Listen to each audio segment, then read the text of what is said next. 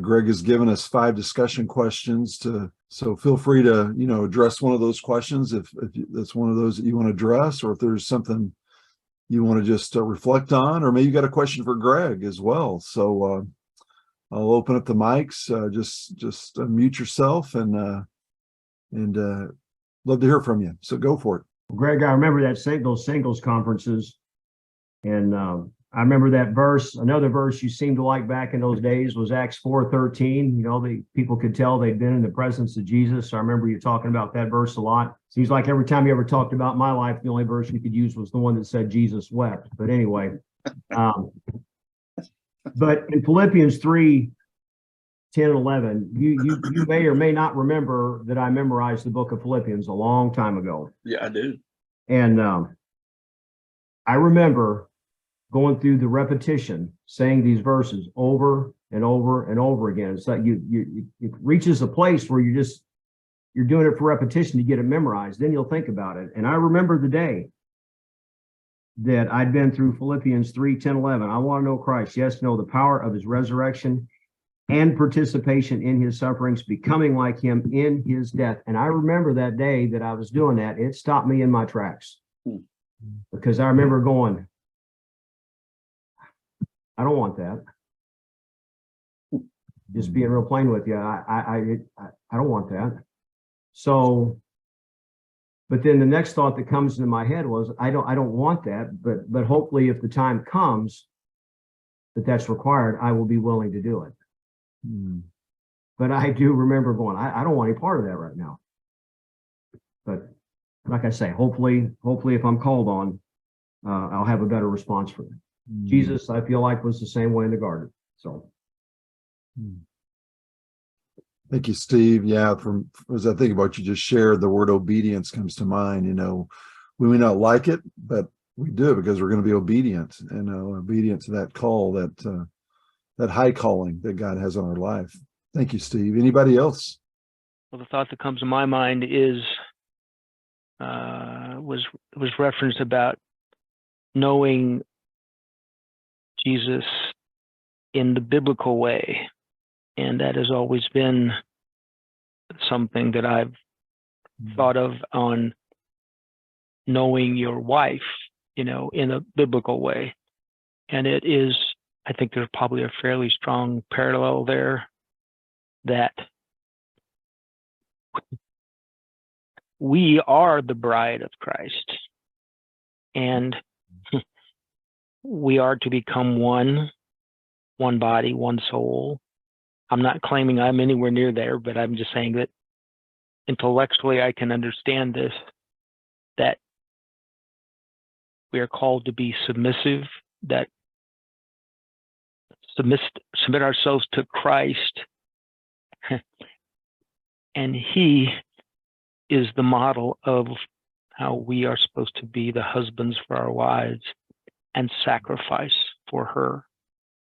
It's not easy, since we're men and we're big and burly, and okay, I have no power, but you have it all, and I rely on you. And so I see that parallel. I'm not sure this is anywhere near any of the questions you've asked, but I just see that as I want to know him, and I'm still trying to know him, but it's like a marriage. It takes time, and I want to slowly. I don't want to slowly, but I want to become more like him, and I can't even do that without his help. Yes, so, I'm done. Thank you, Jim. Good insight. Yeah, Greg, I always love your teaching, so thanks again. For me, kind of going down to question number 5, is it your desire to so live for Christ that you will appear as a resurrected person among those who are spiritually dead? How are you doing with that assignment? This morning, another devotion that I'm reading is in John 15. And this is how, for me, I think all of us can remain, right, in that assignment, right? So let me just read this real quick. It says, abide in me, and this is John 15:4, abide in me and I in you, as the branch cannot bear fruit of itself unless it abides in the vine. Neither can you unless you abide in me. I am the vine, you are the branches. He who abides in me and I in him bears much fruit, for without me you can do nothing. If anyone does not abide in me, he is cast out as a branch and is withered, and they gather them and throw them into the fire, and they are burned. If you abide in me and my words abide in you, you will ask what you desire, and it shall be done for you. For by this my Father is glorified, that you bear much fruit, so you'll be my disciples. That's how I think we all can live out that assignment. That's Christ only, Christ in us. And so it's that daily surrendering, allowing the Holy Spirit to bring out those different, the fruit of the Spirit. How do I respond to someone that is, at work, or a patient that is, angry? How do I respond? Do I respond in patience and kindness, or do I respond in likeness, right? In anger. So to me, those are the opportunities to see that we're living out that kind of a life, a resurrected life. So that's kind of my takeaway in that question. Man, thank you for that, Scott. It is a paradox. When we die, we actually live. So we do the dying so he can do the living. And that's the way that we get to know him intimately. The way we get to know him is saying, no longer I who live, but Christ who lives in me. I mean, that's the amazing piece of that. And of course, Greg, I'm an accountant at heart. I hate to admit it, but I'm a numbers guy. And when you talk assets, liabilities, and gains and losses, and man, that just resonates with me, because we try to build a resume, we try to build a thing, and at the end of the day, Paul says, I have one asset, and that's all I need is one asset. And God is not impressed or enamored with what I bring to him. He just wants me to die so that he can actually live in me. And it's craziness in one sense, and yet it's the absolute truth in the other sense. Yeah. Because when we do the dying, he does the living, and that's why Paul could look at this so in such a healthy way. Everything he counted as gain was a loss, because he knew Christ. He knew Christ. Yeah. So this is just such a rich passage for me, because it just it levels the playing field, and it puts me at the foot of the cross. Just can't believe I've been given the grace and the mercy and the forgiveness that he extends to me freely, not because of what I did for him, but because of what he did for me. Yeah. Yeah. Hey, Greg. Hey, Cecil. Hey, you said you left a lot of meat on the bone. I just wanted to affirm that you did not leave any meat on the bone for today's meal. I mean, this was our daily bread for today. And so there'll be another meal tomorrow. And I don't know that I've ever known you to leave meat on the bone. So thank you. Hey, thanks, brother. Well, I'll just say there was a lot left out of, so much more I would like to say about probably each verse, and maybe that's the way I should have approached it, and taken this even in smaller bite-sized chunks. But I love this passage.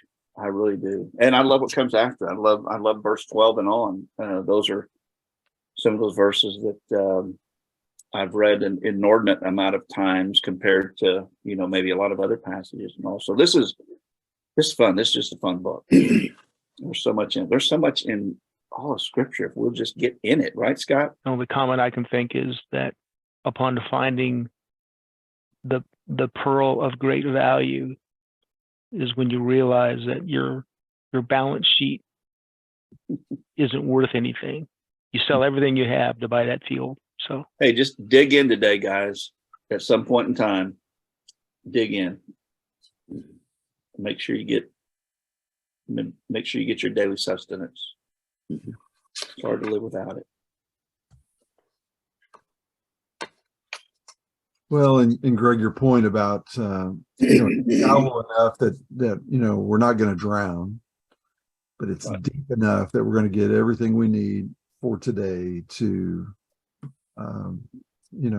keep our head above water. And so it's such a wonderful insight, a wonderful truth that it's stuff that we can receive and take in. And if we come with an open heart, a receptive heart, a willing heart, that we do this out of obedient spirit, man, it's a lifeline to us. It is absolutely a lifeline to us. So good insight. Any last thoughts? We won't linger here any much longer if there's nothing else to be shared, but anybody got something for us before we end today? Jerry, looks like you're ready to go. Rock and roll here. This reminds me of Isaiah 6:5, where Isaiah was undone. Woe is me. And this, I think Paul is almost reflecting on his Damascus Road experience, where he exchanged his old life. And God, Christ hit him with a 2x4. Sometimes it takes that for most of us. And then he's reflecting on what's happened since then. But he never forgot that. You've got to let go of yourself and the pride that he had. Obviously, we've got to come with open hands and looking upward and realizing who we are not. We're not God. He is God. We're not. He is holy. We're not. And really, we live in a great world and a great city, and life's pretty good, but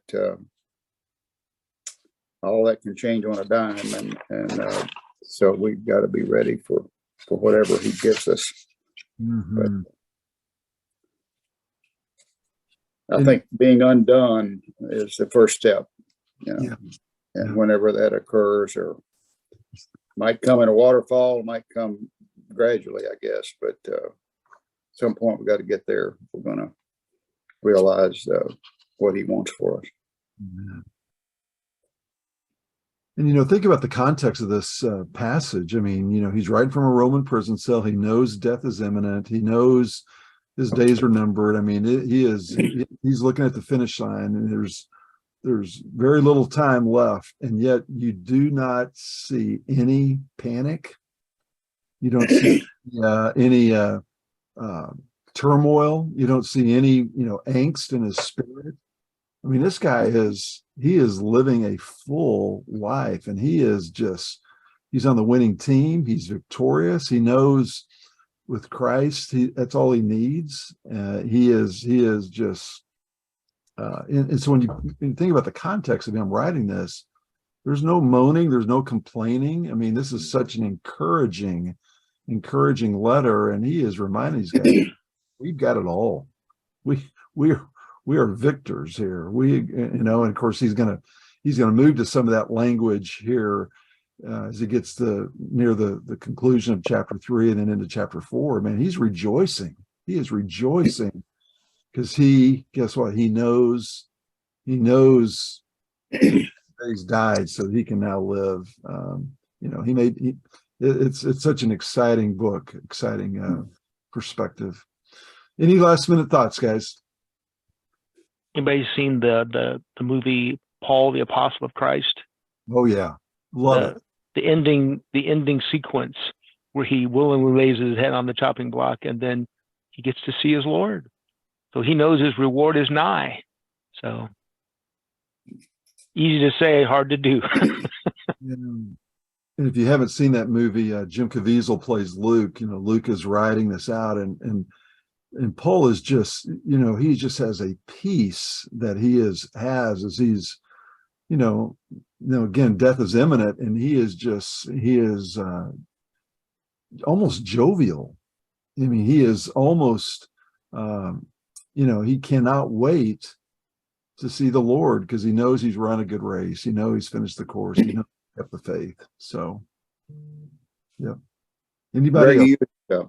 Greg, you use Boyce and MacArthur a lot. I like that. That's two great writers and speakers. Have you ever heard Boyce talk? Have you listened to his sermons?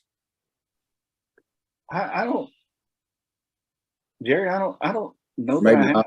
not. I think he was Second Presbyterian. You can find it. Yeah. Anyway, you and I have kind of a Southern twang voice. He has the most resonant, baritone, deep voice I've ever heard on the radio.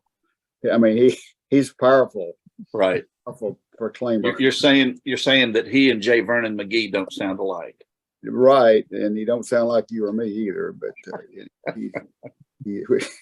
but you're effective. But, I've got a Southern ear too, so you're pretty effective with me. So yeah, good. All right, gentlemen. Well, thank you for being with us today. We'll say goodbye and have a great day.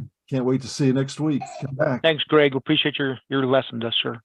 Yep. Thank you, Jim. See you. Thanks, brother.